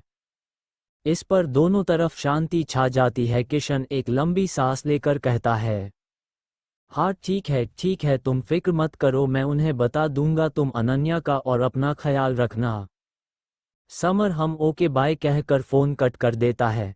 किशन फ़ोन जेब में रख लेता है। उसका मन खुशी से नाचने का हो रहा था। अनन्या को वो अपनी बेटी जैसा मानता था। अब वो बेसब्री से शिशिर जी के आने का इंतज़ार कर रहा था। उसका ये इंतज़ार ज़्यादा लंबा भी नहीं होता। कुछ ही देर में शिशिर जी अपनी मीटिंग ख़त्म करके अपने केबिन में आ जाते हैं। शिशिर जी का चेहरा इस वक्त बिल्कुल पीला पड़ गया था। वो शक्ल से ही काफ़ी बीमार लग रहे थे और उनका शरीर भी पहले से काफ़ी कमज़ोर लग रहा था। उन्हें देखकर ही लग रहा था कि उनमें जीने की इच्छा दिन ब दिन खत्म होती जा रही है। वो बिना किशन की तरफ ध्यान दिए सीधा आकर अपनी चेयर पर बैठ जाते हैं और सामने रखी फाइल पढ़ने लगते हैं। किशन खुश होते हुए उनके सामने आता है। शिशिर जी उसको एक नज़र देखते हैं। उन्हें वो काफ़ी खुश नज़र आ रहा था। अगले ही पल वो उससे नज़रें हटाकर फाइल में देखते हुए अपनी कमज़ोर आवाज़ में कहते हैं, क्या हुआ, तुम इतने खुश क्यों हो? कोई ख़ास वजह? इस पर किशन एक बड़ी सी मुस्कान के साथ कहता है, अरे सर, बात ही ऐसी है कि आप खुशी से उछल पड़ेंगे। शिशिर जी थोड़ा इरिटेट होते हुए कहते हैं, बात क्या है, तुम बताओगे या नहीं? सर, खुशखबरी ये है कि आप नाना बनने वाले हो। अनन्या बेबी पेट से है, वो माँ बनने वाली है। शिशिर जी ये सुनते ही किशन को हैरानी से देखने लगते हैं, जो उन्हें ही मुस्कुरा कर देख रहा था। क्या तुम सच कह रहे हो? और किसने बताया तुम्हें ये? इस पर किशन पहले आसपास देखकर ये चेक करता है कि कोई उसकी बात सुन तो नहीं रहा है। जब उसे ये यकीन हो गया कि उसके और शिशिर जी के अलावा और कोई नहीं है, तो वो कहता है, सर, वो अभी अभी हर्ष का फ़ोन आया था। उसने खुद बताया मुझे इस बारे में और उसने ही कहा मुझे ये बात आपको बताने को। किशन की ये बात सुनकर शिशिर जी के उस मुरझाए हुए चेहरे पर एक हल्की सी मुस्कान आ जाती है। वो अपनी बेटी के लिए अंदर ही अंदर बहुत खुश थे। उन्हें यकीन नहीं हो रहा था कि उनकी छोटी सी गुड़िया अनन्या अब खुद एक बच्चे की माँ बनने जा रही है, पर वो ये खुशी अपने चेहरे से जाहिर नहीं होने देते। तभी अचानक शिशिर जी को कुछ याद आता है और उनके चेहरे पर वो छोटी सी मुस्कान भी गायब हो जाती है। उन्हें याद आता है कि अनन्या के बच्चे का बाप कौन है। हर्ष जिंदल, जो जिंदल खानदान का बेटा है। शिशिर जी अच्छे से जानते थे कि हर्ष के साथ उसके खुद के घर वालों ने 7 साल पहले क्या किया था। उन्हें एक अजीब सा डर सताने लगता है। अनन्या की कोख में जिंदल खानदान का वारिस पल रहा है, कहीं ये बात बाद में जाकर उसके लिए खतरा ना बन जाए। ऐसे ख्याल शिशिर जी के मन में आने लगते हैं। किशन उनका चेहरा देखकर ही समझ जाता है कि वो क्या सोच रहे हैं। वो उनके कंधे पर हाथ रखकर कहता है, सर, आप यही सोच रहे हैं ना कि जिंदल फैमिली का वारिस अनन्या बेबी के पेट में पल रहा है, ये उनके लिए किसी खतरे का कारण ना बन जाए? शिशिर जी बस हाँ में अपना सर मिला देते हैं। उन्हें पता था कि किशन उनकी हर छोटी बड़ी बात समझता है। किशन उन्हें भरोसा दिलाते हुए कहता है, कोई बात नहीं सर, आप फिक्र मत कीजिए, मुझे हर्ष पर पूरा भरोसा है। वो अनन्या बेबी के लिए सबसे अच्छा जीवन साथी है। वो एक अच्छा इंसान है, वो उन्हें कुछ नहीं होने देगा। शिशिर जी अपनी जगह से उठकर केबिन में मौजूद ग्लास विंडो से पूरे जयपुर शहर को देखते हुए कहता है, जानता हूँ किशन वो एक अच्छा इंसान है और अनन्या उसके साथ बिल्कुल सुरक्षित है, पर उसके घरवालों का क्या? अगर जिंदल खानदान में किसी को भी उन दोनों के बारे में पता चल गया ना, तो तुम जानते हो उन दोनों के साथ क्या क्या हो सकता है। तुम्हें पता है ना, 7 साल पहले हर्ष खुद भी अपने आप को अपनों से ही नहीं बचा पाया था। इस पर किशन एक हल्की मुस्कान के साथ अपना चश्मा उतारते हुए कहता है, जानता हूँ सर, पर उस हर्ष में और आज के हर्ष में ज़मीन आसमान का फ़र्क है। जो इंसान इतनी बड़ी दुनिया में ऑस्टिन जैसे राक्षस के ठिकाने का पता लगाकर वहाँ से अनन्या बेबी को सही सलामत वापस ला सकता है, वो उन्हें दुनिया के किसी भी खतरे से महफूज रख सकता है। शिशिर जी बस हाँ में अपना सर मिला देते हैं। वो मन में कहते हैं, मैं उम्मीद करता हूँ किशन की जो तुम कह रहे हो वैसा ही हो। ऐसे ही कुछ दिन और बीत जाते हैं। अनन्या अब 3 मंथ्स प्रेग्नेंट थी। उसका बेबी बम्प भी थोड़ा थोड़ा दिखना शुरू हो गया था। आज समर उसे रूटीन चेकअप के लिए हॉस्पिटल लाया था। अनन्या चेकअप के लिए गई हुई थी और समर बाहर मौजूद बेंच पर बैठकर किसी गहरी सोच में गुम था। वहां से आती जाती काफ़ी सारी नर्स और कुछ लेडी डॉक्टर्स किसी न किसी बहाने से बार बार उसके सामने से गुजर कर उसको चोर नज़रों से देख अपनी आंखें सेक रही थी। आखिर इतना हैंडसम इंसान फिल्मों की दुनिया से बाहर कहाँ ही देखने को मिलता है। 2 नर्स जो कुछ दूरी पर खड़ी उसी को देख रही थी, उनमें से एक नर्स खोए हुए अंदाज में फुसफुसाते हुए दूसरी से कहती है, बाय गॉड यार, क्या हैंडसम बंदा है ये, और इस सूट में तो ये किसी हॉलीवुड फिल्म का हीरो लग रहा है। दूसरी नर्स भी उसकी बात सुनकर हाँ में सर मिला देती है। वो दोनों ही इतने हैंडसम आदमी को रियल लाइफ में अपने सामने देखकर आहें भर रही होती है, पर दूसरी नर्स थोड़ा उदास होते हुए कहती है, पर क्या फ़ायदा इसका, हम सिर्फ इसे दूर से देख ही सकते हैं और इसके अलावा हम कुछ कर भी तो नहीं सकते। ये इतना हैंडसम बंदा आखिर हमारी तरफ देखेगा भी क्यों, ये वैसे भी शादीशुदा है। दूसरी नर्स हैरान होते हुए कहती है, क्या ये शादीशुदा है?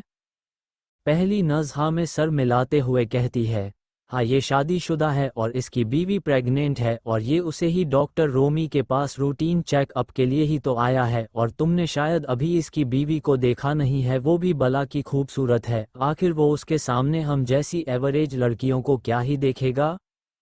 इस पर वो दूसरी नर्स उदास होते हुए कहती है, अरे यार, तूने तो मेरा दिल ही तोड़ दिया। क्या ज़रूरत थी तुझे मुझे ये सच्चाई बताने की, रहने दिया होता मुझे इस ख्यालों की दुनिया में।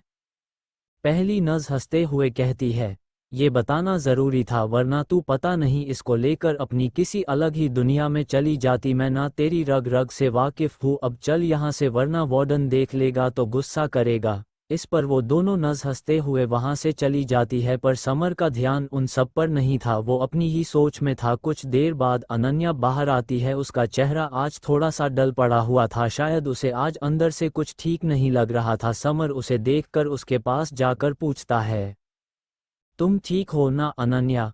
इस पर अनन्या बस हाँ में अपना सर मिला देती है। समर उसे आराम से बेंच बिठा देता है। अनन्या भी उसके सीने पर सर रखकर लीन हो जाती है। वो दोनों रिपोर्ट्स आने का वेट कर रहे थे। अनन्या अपनी आंखें बंद किए समर से काफ़ी धीमी और मासूम आवाज़ में कहती है, समर, हमारा बच्चा ठीक तो होगा ना? समर उसकी बात सुनकर उसे एक नज़र देखता है और उसके बालों पर आराम से हाथ फेरते हुए कहता है, डोंट वरी अनन्या, सब ठीक है, तुम भी ठीक हो और हमारा बच्चा भी ठीक है। तुम्हें फिक्र करने की कोई ज़रूरत नहीं है, तुम बस खुश रहो और अपना ख्याल रखो। तभी उन दोनों के कानों में एक आवाज़ पड़ती है, अरे समर, तुम यहाँ? तुम हो कहाँ इतने दिनों से? ना कोई मैसेज ना कोई फ़ोन कॉल।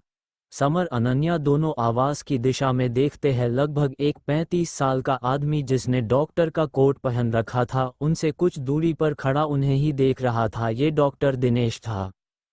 दिनेश, तुम? समर के मुंह से उसे देख कर निकलता है। वही अनन्या अपने सामने खड़े उस डॉक्टर को देख रही थी। उसने कभी इस डॉक्टर को आज से पहले नहीं देखा था। वो सवालिया नज़रों से कभी समर को देखती तो कभी उस डॉक्टर को। अरे समर, तुम आए क्यों नहीं इतने दिनों से? तुम्हें पता है तुम्हारी रिप? इससे पहले कि दिनेश आगे कुछ कहता, समर उसकी बात को काटते हुए कहता है, दिनेश दिनेश वो सब छोड़ो, पहले इससे मिलो, ये है अनन्या, मेरी वाइफ। समर के मुंह से ये बात सुनकर दिनेश अपनी बात कहते कहते रुक जाता है। समर की आंखें देखकर उसे इस बात का अंदाजा हुआ कि वो कुछ ऐसा कहने जा रहा था जो उसे नहीं कहना चाहिए था। उसकी बात उसके गले में ही अटक जाती है। समर एक नज़र अनन्या को देखता है जो नासमझी में कभी उसे देखती तो कभी दिनेश को। वो उसका चेहरा अपनी तरफ करते हुए कहता है, अनन्या, ये मेरा फ्रेंड है दिनेश, ये एक काफ़ी फेमस डॉक्टर है। इस पर अनन्या एक नज़र दिनेश को एक नज़र देखकर हाँ में अपना सर मिलाती है और फिर से समर के सीने पर सर रखकर अपनी आंखें बंद कर लेती है। दिनेश ये देखकर समर को आंखों से ही कुछ इशारा करता है। समर उसका इशारा समझ जाता है। वो अनन्या को धीरे से अपने से अलग करता है। अनन्या नासमझी में अपनी आंखें खोलकर उसे देखने लगती है। समर हल्का सा मुस्कुराते हुए कहता है, अनन्या, मुझे लगता है दिनेश को मुझसे कुछ बात करनी है, तुम थोड़ी देर यहाँ वेट करो, मैं अभी आया। अनन्या उसकी बात सुनकर ना चाहते हुए भी धीरे से उससे अलग हो जाती है। समर प्यार से उसका गाल सहलाते हुए कहता है, डोंट वरी, मैं अभी आया। ये कहकर समर वहां से दिनेश के साथ उसके केबिन में चला जाता है। अनन्या नासमझी में अभी भी उसी तरफ देख रही थी। वही दिनेश के केबिन में जाते ही समर शांत मगर गुस्से से भरी टोन में कहता है, तुम्हें पता भी है तुम क्या करने वाले थे? कम आसपास देख तो लिया करो, कुछ बोलने से पहले अभी अनन्या सुन लेती तो। दिनेश उसकी बात सुनकर अपनी जीभ अपने दांतों तले दबा देता है। सॉरी समर, इतने दिनों बाद तुम्हें देखा तो मैंने ध्यान ही नहीं दिया। हाँ, मैं तुमसे ये कह रहा था कि तुम्हारे टेस्ट्स की रिपोर्ट्स आ चुकी है। समर इस पर एक गहरी सांस लेकर कहता है, क्या है रिपोर्ट्स है? क्या कोई खास प्रोग्रेस? इस पर दिनेश अपने टेबल के ड्रॉवर से एक बड़ा सा इनेलॉप बाहर निकालता है और उसे खोलकर उसमें से एक एक्सरे रिपोर्ट्स बाहर निकालकर कुछ देर तक ध्यान से पढ़ने लगता है। कुछ देर पढ़ने के बाद दिनेश कहता है, समर, सब कुछ तो नॉर्मल है, तुम्हारी ब्रेन इंजरी भी अब काफ़ी हद तक ठीक हो चुकी है, पर मुझे समझ नहीं आ रहा है कि तुम्हारी याददाश्त अब तक आ क्यों नहीं रही है। मेरे हिसाब से अब तक तो तुम्हें कुछ न कुछ तो याद आ जाना चाहिए था। क्या तुम्हें अब तक कुछ याद आया है समर? इस पर समर उदासी से अपना सर झुका कर कहता है, नो दिनेश, मुझे कुछ याद नहीं है। मुझे अपनी इस जिंदगी के इन पिछले 7 सालों के अलावा कुछ भी याद नहीं है। मैं खुद को बस एक कोरी किताब जैसा महसूस कर रहा हूँ। दिन ब दिन मेरी उम्मीद टूटती जा रही है। मुझे बस कभी कभी सपनों में कुछ धुंधली यादें नजर आती है जिसमें मैं एक बड़े से घर में हूँ और एक 50-55 साल की औरत मुझे कभी प्यार से खाना खिलाती तो कभी मुझसे प्यार भरी बातें करती। पता नहीं वो औरत कौन है और उससे मेरा क्या रिश्ता है। मुझे तो उसका चेहरा भी साफ साफ नजर नहीं आता। इसके अलावा मुझे और कुछ भी याद नहीं है। दिनेश कुछ सोचते हुए समर को भरोसा दिलाते हुए कहता है, कोई बात नहीं समर, ऐसे केसेस में कभी कभी मरीज की याददाश्त आने में टाइम लगता है और मुझे आज भी याद है 7 साल पहले जब मोहन अंकल तुम्हें यहाँ लेकर आए थे तब तुम्हारी ब्रेन की इंजरीज इतनी सीरियस थी कि मुझे तो लगा भी नहीं था कि तुम सरवाइव भी कर पाओगे या नहीं। पर देखो, आज तुम अपने पैरों पर खड़े हो, तुम्हारी शादी हो चुकी है और बहुत ही जल्दी तुम बाप भी तो बनने वाले हो। इसीलिए मैं कह रहा हूँ, तुम उम्मीद मत छोड़ो समर। इस पर समर बस हाँ में अपना सर मिला देता है और अगले ही पल उसके केबिन से निकल जाता है। समर यानी कि हर्ष के चेहरे पर कोई भाव तो नहीं था पर वो अंदर से काफी निराश था। वो अपनी असली पहचान जानना चाहता था और अपने होने वाले बच्चे को भी उसकी असली पहचान देना चाहता था। समर बाहर आता है तो देखता है अनन्या बेंच पर अकेली बैठी उसी को नासमझी में देख रही है। समर जल्दी से उसके पास जाता है। अनन्या उसे देखकर अपनी जगह से खड़ी हो जाती है। क्या हुआ अनन्या, तुम खड़ी क्यों हो? बैठ जाओ। अनन्या उसकी बात सुनकर डॉक्टर रोमी के केबिन की तरफ देखते हुए कहती है, वो डॉक्टर रोमी हम दोनों को बुला रही है। समर, मेरी टेस्ट की रिपोर्ट्स आ गई है। तो तुम गई क्यों नहीं अब तक उनके पास? समर उसे नासमझी में देखते हुए कहता है। अनन्या इस पर हल्का मुस्कुरा कर कहती है, समर, ये बच्चा जितना मेरा है उतना आपका भी तो है, आपका भी पूरा हक है इसके बारे में जानने का। और वैसे भी डॉक्टर रोमी ने बच्चे के पेरेंट यानी हम दोनों को बुलाया है। इस पर समर धीरे से मुस्कुराकर हाँ में सर मिला देता है। कुछ देर बाद समर अनन्या डॉक्टर रोमी के पर्सनल केबिन में उनके सामने बैठे थे। डॉक्टर रोमी अनन्या की रिपोर्ट्स पढ़ रही थी। अनन्या ने कसकर समर का हाथ पकड़ रखा था। समर डॉक्टर रोमी को इतना सीरियस होकर रिपोर्ट्स पढ़ते हुए थोड़ी बेचैनी से कहता है, डॉक्टर, क्या बात है, कोई प्रॉब्लम तो नहीं? हमारा बच्चा? इस पर डॉक्टर रोमी उस रिपोर्ट को साइड में रखकर मुस्कुराते हुए कहती है, बच्चा? मिस्टर समर, बच्चा नहीं, बच्चे कहिए, बच्चे। अनन्या समर डॉक्टर रोमी को इस पर नासमझी में देखने लगते हैं। डॉक्टर रोमी उन दोनों के चेहरों पर इतना कंफ्यूजन देख हंसते हुए कहती है, हाँ मिस्टर समर, आपकी वाइफ सुरभि के पेट में एक नहीं बल्कि दो बच्चे हैं, यानी कि आप जुड़वां बच्चों के बाप बनने वाले हैं। समर और अनन्या दोनों ये सुनकर हैरान रह जाते हैं। अनन्या के चेहरे पर पहले अविश्वास और फिर खुशी के भाव उभरते हैं। वो समर की ओर देखती है, जो पहले कुछ सेकंड तक चुप रहता है, फिर उसके होंठों पर हल्की मुस्कान आ जाती है। जुड़वां? समर धीमी आवाज में कहता है, जैसे वह खुद इस बात को समझने की कोशिश कर रहा हो। अनन्या की आंखों में खुशी के आंसू आ जाते हैं। वह अपना एक हाथ अपने पेट पर रखती है और एक हाथ से समर का हाथ और कसकर पकड़ लेती है। समर, ये सच में होने जा रहा है, हम जुड़वां बच्चों के माता पिता बनने वाले हैं? समर उसकी आंखों में देखते हुए मुस्कुराते हुए हाँ में सर मिला देता है। डॉक्टर रोमी मुस्कुराते हुए कहती हैं, आप दोनों को बहुत बहुत बधाई, लेकिन अब आपको थोड़ा और ध्यान रखना होगा। खासकर आपकी पत्नी को जुड़वां बच्चों की प्रेगनेंसी में थोड़ा ज़्यादा केयर की ज़रूरत होती है। अनन्या सिर हिलाते हुए कहती है, मैं ध्यान रखूंगी, डॉक्टर। समर गंभीरता से डॉक्टर की ओर देखता है, ठीक है डॉक्टर, मैं मेरी वाइफ और हमारे बच्चों का बहुत अच्छे से ध्यान रखूंगा। डॉक्टर रोमी रिपोर्ट्स फाइल में रखते हुए कहती हैं, ओके मिस्टर समर, अब आप दोनों आराम से घर जाएं और हाँ, अगर कोई परेशानी हो तो तुरंत मुझसे कांटेक्ट करिए। समर और अनन्या डॉक्टर को थैंक यू कहकर बाहर निकलते हैं। अनन्या समर का हाथ पकड़कर चल रही थी, उसके चेहरे पर खुशी की चमक थी। कार में बैठते ही समर अनन्या की ओर झुककर उसके माथे पर प्यार से चूम लेता है और कहता है, तुम्हें पता है अनन्या, तुमने मुझे आज वो दिया है जिसके बारे में मैं कभी सोच भी नहीं सकता था। Thank you Ananya, thank you so much.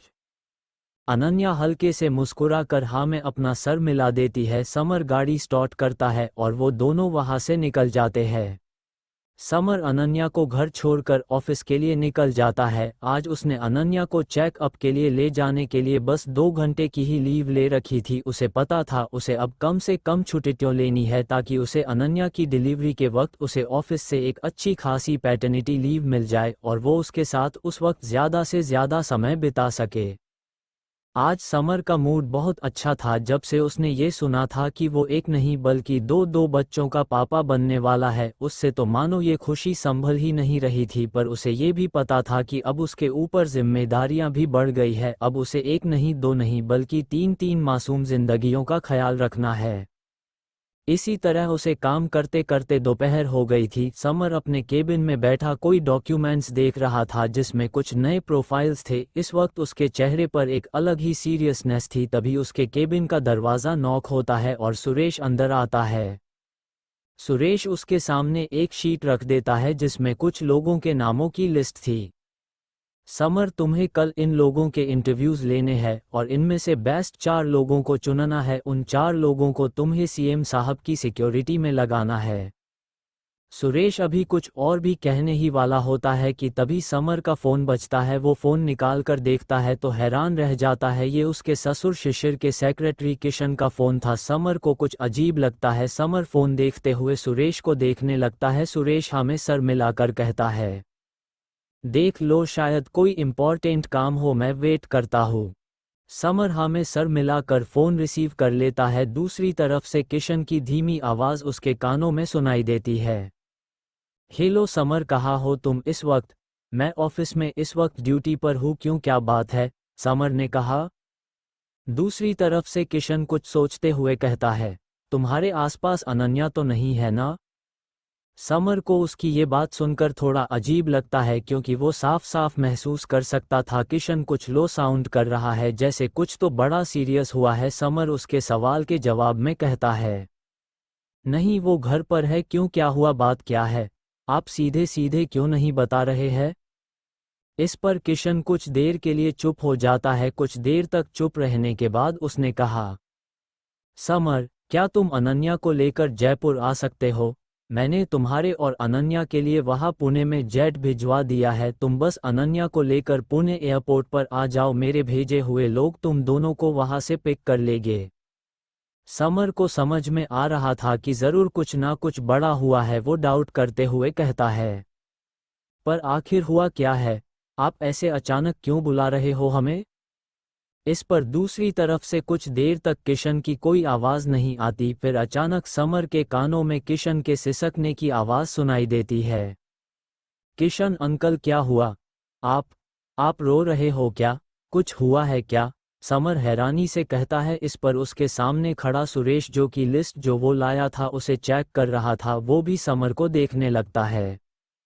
Kishan किसी तरह अपने आप को संभालते हुए रूंधे गले से रोते हुए कहता है, समर, वो शिशिर सर, शिशिर सर, शिशिर सर नहीं रहे समर। वॉट? समर किशन की बात सुनकर एकदम से अपनी जगह पर खड़ा हो जाता है। उसे तो मानो एकदम से 440 वोल्ट का झटका लग गया था। हाँ समर, ये सच है। किशन ये कहकर रोने लगता है। वही समर के मुंह से तो कुछ देर के लिए कोई आवाज ही नहीं निकल पाती। सुरेश भी समर को ही देख रहा था। उसने आज से पहले समर को इतना परेशान कभी नहीं देखा था। वो कुछ कहना चाहता था पर पहले वो समर के फोन कटने का इंतजार करता है। पर ये कैसे हुआ? समर धीमी आवाज में कहता है। किशन किसी तरह अपना रोना रोकते हुए कहता है, समर, वो आज सुबह से ही जब से सर उठे थे उनकी तबीयत ठीक नहीं थी। आज सुबह जब मैं किसी काम से उनके केबिन में गया तो मैंने देखा वो अपनी सीट पर बेहोश पड़े हैं और उनके मुंह और नाक से खून निकल रहा है। मैंने कुछ आदमियों की मदद से तुरंत ही उन्हें हॉस्पिटल में एडमिट कराया। कुछ घंटों तक उनका इलाज चलता रहा पर अभी कुछ देर पहले डॉक्टर ने कहा कि वो लोग उन्हें नहीं बचा पाए। किशन एक बार फिर ये कहकर अपना मुंह दबाकर रोने लगता है। समर को पूरी बात समझ में आती है। वो भी आगे इस बारे में कुछ नहीं पूछता। कुछ देर और रोने के बाद किशन अपना रोना किसी तरह रोक कर समर से कहता है, समर, मैं जानता हूँ अनन्या के पापा ने उसे यहाँ जयपुर आने से मना किया था, पर अनन्या का मामा होने के नाते मैं चाहता हूँ अनन्या उनके अंतिम संस्कार में मौजूद रहे। समर ने इस पर कुछ देर सोचकर कहा, ठीक है, मैं उसे लेकर आता हूँ। ये कहकर वो फोन कट कर देता है। सुरेश, जो कि अभी तक सिर्फ समर की बातें ही सुन पाया था, उसे इतना परेशान देख कहता है, क्या हुआ समर? कुछ हुआ है क्या? घर में सब ठीक है? समर अपनी चेयर पर धराम से बैठ जाता है और अपने दोनों हाथों से अपना माथा पकड़ लेता है। कुछ देर तक लंबी लंबी सांसें लेने के बाद उसने कहा, मेरी वाइफ के पापा नहीं रहे। सुरेश ये सुनकर अफसोस में अपना सर हिला देता है। वहां कुछ देर तक शांति छा जाती है। कुछ देर चुप रहने के बाद समर धीमी आवाज में कहता है, सॉरी सुरेश, मैं ये इंटरव्यू कल नहीं ले पाऊंगा। मुझे अभी अपनी वाइफ को लेकर अर्जेंटली जयपुर जाना है। क्या तुम ये इंटरव्यू? सुरेश उसकी बात को काट कर कहता है, हाँ समर, तुम चले जाओ। मैं इस इंटरव्यू को परसों तक के लिए पोस्टपोन कर देता हूँ। तुम बेफिक्र होकर जाओ। इस पर समर हाँ में सर मिलाकर उसे थैंक्स कहता है। सुरेश वहां से चला जाता है। कुछ देर बाद समर कार ड्राइव करके घर जा रहा होता है। ड्राइव करते करते उसके दिमाग में बहुत कुछ चल रहा था। समर को वैसे तो इस खबर से बहुत ज़्यादा हैरानी नहीं हुई थी, क्योंकि शिशिर ने उसे उसकी और अनन्या की शादी के वक्त ही उसे बता दिया था कि उनके पास बहुत ही कम वक्त है। पर असली फिक्र उसे अब अनन्या की हो रही थी। उसे समझ नहीं आ रहा था कि उसे ये बात अनन्या को बतानी चाहिए या नहीं। अगर वो उसे बता देगा तो वो इस पर कैसे रिएक्ट करेगी। इस वक्त उसे अनन्या की हालत का भी ख्याल रखना था। वो प्रेग्नेंट थी, पर उसे पता था उसे ये बात उसे बतानी तो होगी, वरना जिंदगी भर अनन्या उसे माफ़ नहीं करेगी। ये सोचकर वो अपना दिल मजबूत करके एक फैसला ले ही लेता है। वही अनन्या जो कि इन सब से अनजान थी, इस वक्त अपने फ्लैट के बेडरूम में लेटी कोई किताब पढ़ रही थी जो समर उसकी प्रेगनेंसी के वक्त पढ़ने के लिए लाया था। अचानक फ्लैट का दरवाज़ा नॉक होता है जिससे अनन्या का ध्यान टूटता है। वो एक नज़र दीवार पर लगी घड़ी की तरफ देखती है। अभी दोपहर के 3:30 बजे थे। इस वक्त आमतौर पर यहाँ कोई नहीं आता था। कुछ सोचकर अनन्या अपनी जगह से उठ जाती है और जाकर दरवाज़ा खोलकर देखती है। दरवाज़ा खुलते ही वो सामने खड़े आदमी को देखकर हैरान रह जाती है। समर आप इस वक्त पर समर उसकी किसी भी बात का बिना कोई जवाब दिए अंदर आ जाता है। अनन्या को उसे इस वक्त यहाँ देखकर कुछ अजीब लगता है। समर अंदर आकर दरवाज़ा बंद कर लेता है। समर मुड़कर अनन्या की तरफ देखता है जो अपनी मासूम आंखों से उसे ही देख रही थी। समर जल्दी से आगे बढ़कर उसे कसकर अपने गले से लगा लेता है। उसकी इस हरकत पर अनन्या की आंखें बड़ी बड़ी हो जाती है, पर उसने इतना कसकर उसे गले लगाया था कि वो उसकी मर्जी के बिना उससे छूट भी नहीं पा रही थी। कुछ देर तक गले लगाने के बाद वो उसे छोड़ देता है। अनन्या उसे हैरानी से देखते हुए कहती है, क्या हुआ समर, आप इतनी जल्दी ऑफिस से कैसे आए? कुछ हुआ है क्या? अनन्या को उसका चेहरा देखकर ही समझ में आ रहा था कोई ना कोई बात तो ज़रूर हुई है, क्योंकि आज से पहले समर ने ऐसा कभी नहीं किया था। समर उसकी किसी बात का कोई जवाब नहीं देता। वो उसे उसके दोनों बाजुओं से पकड़कर पास के सोफे पर बिठा देता है और खुद भी उसके बगल में बैठ जाता है। उसने अनन्या को अब भी कसकर उसकी दोनों बाजुओं से पकड़ रखा था। उसे पता था उसे बहुत सोच समझकर अपने शब्दों का चयन करना है।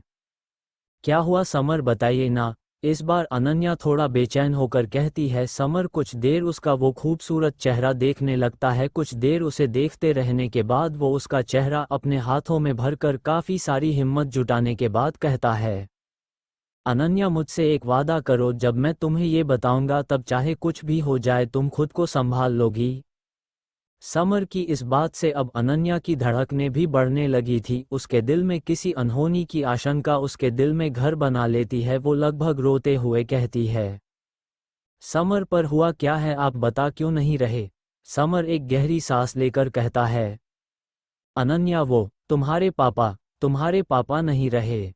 अनन्या ने जैसे ही उसकी ये बात सुनी उसका पूरा शरीर मानो सुन्न पड़ जाता है। उसे अपने कानों पर बिल्कुल भी विश्वास नहीं हो रहा था कि जो उसने सुना वो सच था। वो समर का कॉलर पकड़कर उसे झिंझोड़ते हुए कहती है, ये क्या कह रहे आप समर? समर आप झूठ बोल रहे हैं ना? नहीं, ऐसा नहीं हो सकता समर। पापा बिल्कुल ठीक है, आप ऐसा झूठ क्यों बोल रहे हैं? आप उनके बारे में ऐसा कैसे कह सकते हैं? वो आपके भी तो पापा है ना समर? ये कहते कहते अनन्या रो पड़ती है। वो अपने आप को झूठा दिलासा देने के लिए ये सब कह रही थी, पर अंदर से उसे भी पता था कि समर उससे कभी इतना बड़ा झूठ तो नहीं बोलेगा। उसकी ऐसी हालत देखकर हमेशा सख्त रहने वाले समर की आंखें भी आज गीली हो जाती है। काश कि ये झूठ होता, पर समर के मुंह से बेबसी से निकलता है। अनन्या उसकी बात सुनकर उसके सीने से लगकर दहाड़े मार मार कर रोने लगती है। समर भी उसे नहीं रोकता। उसे पता था इस वक्त अनन्या के आंसू बह ही जाए तो यही बेहतर होगा। काफी देर तक रो लेने के बाद आखिरकार अनन्या शांत हो जाती है और समर के सीने पर अपना सर रखकर बेजान सी उसमें सिमट जाती है। समर भी धीरे धीरे उसकी पीठ और सर सहला रहा था। बस अनन्या, बस इतना ज्यादा रोना तुम्हारे लिए ठीक नहीं है। तुम्हें हमारे बच्चों के बारे में भी तो सोचना होगा। उसकी ये बात सुनकर अनन्या को भी अपनी हालत का ख्याल आता है। वो अपना सर धीरे उसके सीने से अलग करके उसकी आंखों में देखते हुए कहती है, पर समर ये किसने बताया आपको, और ये सब अचानक कैसे हुआ? हमारी शादी के वक्त तो पापा बिल्कुल ठीक थे। फिर ये कहकर अनन्या जोरों से सुबक पड़ती है। समर समझ जाता है अब उसे ये बात अनन्या को बतानी ही पड़ेगी। वो एक गहरी सांस लेकर कहता है, नहीं अनन्या, कुछ भी अचानक नहीं हुआ है। दरअसल तुम्हारे पापा को बहुत पहले से ही लीवर कैंसर था। क्या? Liver cancer? लेकिन कब से? अनन्या हैरानी से कहती है। उसे यकीन नहीं हो रहा था कि उसके पापा को इतनी बड़ी बीमारी थी और उसे पता भी नहीं था। समर इस पर हाँ में सर मिलाते हुए कहता है, शायद उन्हें काफ़ी वक्त से ये बीमारी थी और उन्होंने तुमसे ये बात छिपा रखी थी क्योंकि उन्हें पता था कि तुम उनकी बीमारी के बारे सुनकर टूट जाओगी, लेकिन फिर हमारी शादी से कुछ वक्त पहले उन्हें पता चला कि उनका लिवर कैंसर लास्ट स्टेज पर है और अब उनके पास कुछ ही वक्त बचा है। अनन्या को अब कुछ कुछ समझ में आ रहा था, तो इसलिए वो हमारी शादी के लिए मान गए थे।